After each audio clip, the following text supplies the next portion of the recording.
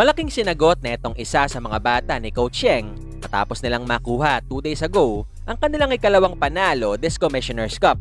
Yan matapos mang i-like ang video na ito, mag-subscribe sa ating channel at pakidamay na rin ang ating opisyal na Facebook page.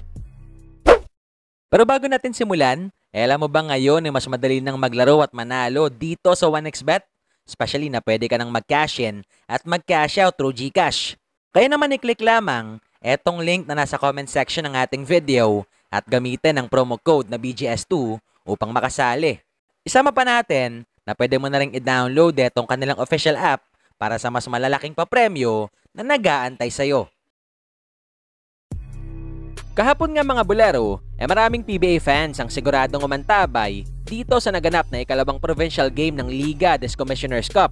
Especially na sa tapatang ito, malalaman kung may pagpapatuloy pa ba ng Gen Kings ang kanilang 3 straight victories after nilang talunin itong koponan ng Blackwater, Terra Firma at Trainer Shine sa nakalipas na 2 linggo. Kung saan sa kabilangan ng dikit na laban na naibigay ng Ginebra at Phoenix ay natapos ang 48 minutes na bigo ang Barangay na manalo sa nasabing laban.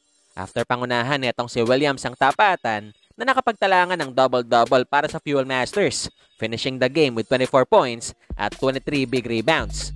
Samantala sa kabilang banda, 2 araw matapos makuha ng Rain or Shine ang kanilang pangalawang panalo this PBA season, hanggang ngayon, laman pa rin ang usap-usapan mga bulero, etong ilan sa mga salitang binitawan ni Coach Yeng matapos ang laban. Nag-sacrifice kami ng mga manok tsaka baboy para makalaro siya ngayon. Nagpadugo kami para palagay ko okay na siya. Very rare talaga yung nangyayaring ganun, so hoping na hindi na maulit. Pati siya, hindi niya naintindihan kung anong mga nangyari. So, pero ito yung namimiss namin sayang wala siya nung mga 3-4 na game yan tayo. Kung nandyan siya kahit paano, nakatulong siya. Kasi ngayon lang nakikita natin kung ano yung kaya niyang gawin. Kaya naman dahil dito, di napigilan ni Datu na magsalita sa isang panayam after that win. I know it's just my second game back, but I'm very grateful to Rain or Shine for their patience, allowing me to get healthy again. I had the flu and it developed into pneumonia. I was in the hospital. I just got out of the hospital last week. I had a week of practice, and just grateful that Rain or Shine allowed me to feel recovered enough to get back on the court first, and they didn't rush me, so thank you.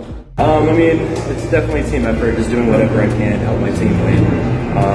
Whether that's the little things, even if I don't get counted for a rebound, if I can box out and someone else gets the rebound, I'm just here to get the wins. Individual stats are nice, of course, but my focus is on